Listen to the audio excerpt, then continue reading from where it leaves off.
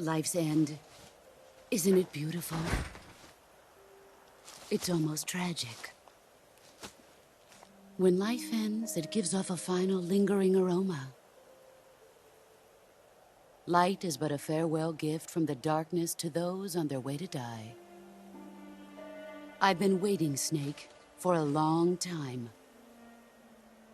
Waiting for your birth, your growth, and the finality of today. Boss, why are you doing this? Why? To make the world one again. The world used to be whole. But with the end of the Second World War, the philosophers began to fight amongst themselves, and the world was torn apart. The Cobras, my comrades who trained and fought alongside me, were torn apart as well. The foibles of politics and the march of time can turn friends into enemies just as easily as the wind changes. Ridiculous, isn't it? Yesterday's ally becomes today's opposition. And this Cold War?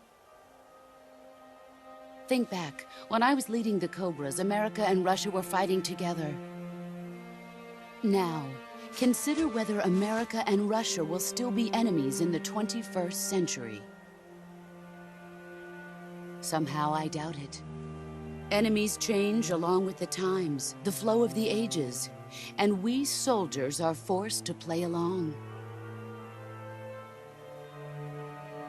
I didn't raise you and shape you into the man you are today just so we could face each other in battle.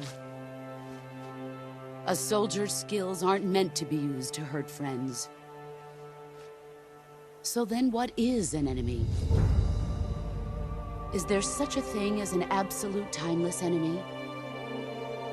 There is no such thing, and never has been. And the reason is that our enemies are human beings like us. They can only be our enemies in relative terms. The world must be made whole again. The philosophers must be reunited. I will devote my skills to that purpose. And with the Colonel's money, I will achieve that end. Just as I once created the Cobras.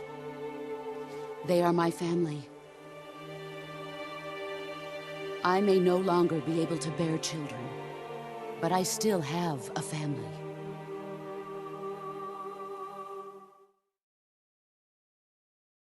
It was November 1st, 1951.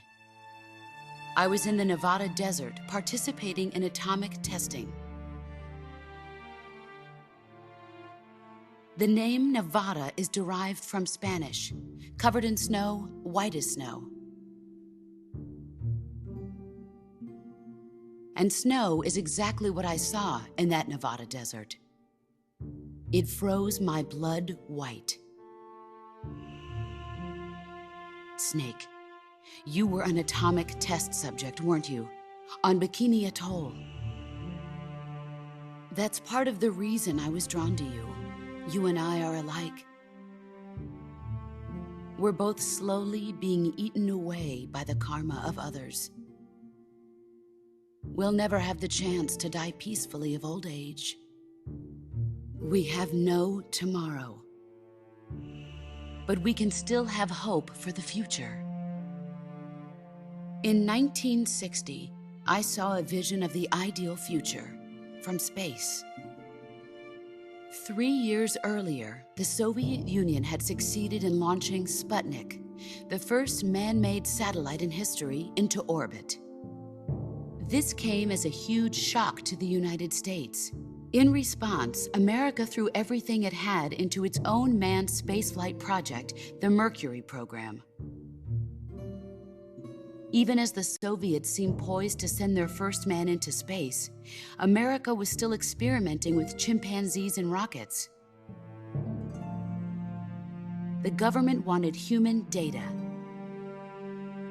So they secretly decided to send a human being into space. I was the one they chose. At the time, they didn't have the technology to block out cosmic rays, and whoever they sent up would inevitably be exposed to heavy radiation. That's why they chose me. After all, I'd already been irradiated once. Of course, you won't find any of this in the history books. I could see the planet as it appeared from space. That's when it finally hit me. Space exploration is nothing but another game in the power struggle between the US and the USSR. Politics, economics, the arms race, they're all just arenas for meaningless competition. I'm sure you can see that, but the Earth itself has no boundaries. No East, no West, no Cold War. And the irony of it is, the United States and the Soviet Union are spending billions on their space programs and the missile race, only to arrive at the same conclusion. In the 21st century, everyone will be able to see that we are all just inhabitants of a little celestial body called Earth. A world without communism or capitalism, that is the world I wanted to see. But reality continued to betray me. In 1961, I was sent to Cuba, to Bahia de Cochinos. It was part of a CIA-sponsored invasion under the guise of taking Cuban exiles back to their country. But the US government betrayed them. Our weak-kneed president held back their air support. Defenseless, the exiles were annihilated by the Cuban army. All I could do was watch in silence. I was set up by the very country I'd sacrificed so much for, by the very government I dedicated my life to defending. I was driven from the surface world, and I went underground. Then, 2 years ago, I faced the Sorrow, my old comrade in battle. He was my friend. But one of us had to die. I was left with no choice. The Sorrow gave his life for me. There is no enmity between us. One must live, and one must die. That was the mission. The ones who gave me that mission were the philosophers. Early in the 20th century, the true holders of power in the United States, the Republic of China, and the newly formed Soviet Union gathered together in a secret meeting that would later be known as the Wiseman's Committee. The secret pact they formed there marked the beginning of the philosophers. But the last of the original members died in the 1930s. After that, the organization began to run out of control, and the Wiseman's Committee degenerated into a mere shell of its former self. The philosophers of today have no sense of good or evil. Their influence extends to countries and organizations involved in every aspect of every war. They have become war itself. That's how they operate. The sacrifices of war cause a shift in the times. This shift leads to renewed conflict, and in turn triggers the next war. Like a nuclear chain reaction, each conflict sparks countless others, forming an endless spiral that will continue on for eternity. Do you understand what I'm saying, Snake? By consuming me and you, the philosophers intend to keep that cycle going forever. It was my father who explained all of this to me. He was one of them. You see, I am the last remaining child of the philosophers. But after he revealed the truth, my father was killed by that same shapeless, formless organization. And my father isn't the only thing the philosophers have taken from me. In June of 1944, the Cobras and I took part in the landing at Normandy. We'd been given a top-secret mission to locate and destroy enemy V-2 rocket installations. I was pregnant at the time. The Sorrow was the father. I gave birth on the field of battle.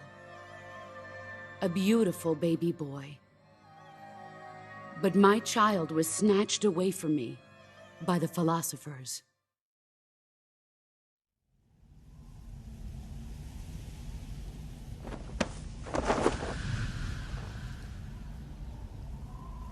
Look at this scar. This is proof that I was once a mother. I gave up my body and my child for my country. There is nothing left inside me now. Nothing at all. No hatred, not even regret. And yet sometimes at night, I can still feel the pain creeping up inside me, slithering through my body like a snake.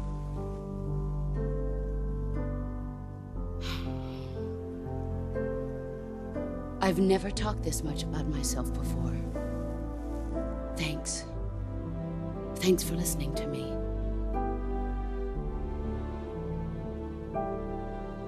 I feel content. Snake, commence the operation. I raised you. I loved you. I've given you weapons, taught you techniques, endowed you with knowledge.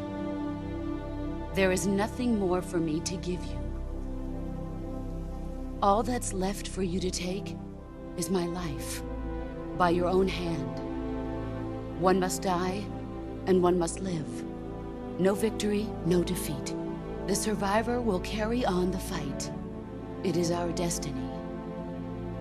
The one who survives will inherit the title of boss. And the one who inherits the title of boss will face an existence of endless battle. I'll give you 10 minutes. In 10 minutes, MiGs will come and bomb the hell out of this place. If you can beat me in less than 10 minutes, you'll be able to escape in time. Let's make this the greatest 10 minutes of our lives, Jack. Boss. You're a soldier. Finish your mission. Prove your loyalty. Face me.